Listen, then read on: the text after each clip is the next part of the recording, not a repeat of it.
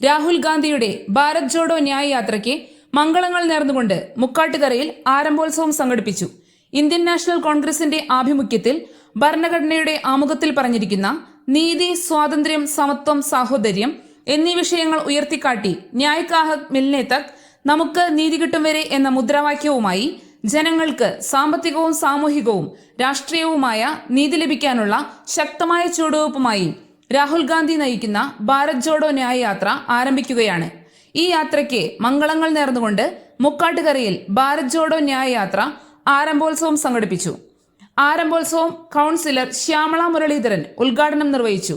ജെൻസൺ ജോസ് കാക്കശ്ശേരി അധ്യക്ഷത വഹിച്ചു. ഇന്ത്യ മുന്നണിയിലെ DMK ജില്ലാ ജോയിന്റ് സെക്രട്ടറിയും മദ്യവിമോചന സമരസമിതിയുടെ ജില്ലാ ജനറൽ സെക്രട്ടറിയുമായ ശശി നെട്ടിശ്ശേരി ഐക്യദാർഢ്യം പ്രഖ്യാപിച്ച് മുഖ്യപ്രഭാഷണം നടത്തി. DMK തൃശൂർ നിയോജക മണ്ഡലം secretary Biju Chirayath, Indian national Congress ഭാരവാഹികളായ നിതിൻ ജോസ്, KK ആന്റോ, VA ചന്ദ്രൻ, അന്നം Jacob, VT Jose, KA Babu, K ചന്ദ്രൻ, TS ബാലൻ, ശരത് രാജൻ, രോഹിത് നന്ദൻ, സതീശൻ മാരാർ, EA വിൽസൺ എന്നിവർ നേതൃത്വം നൽകി.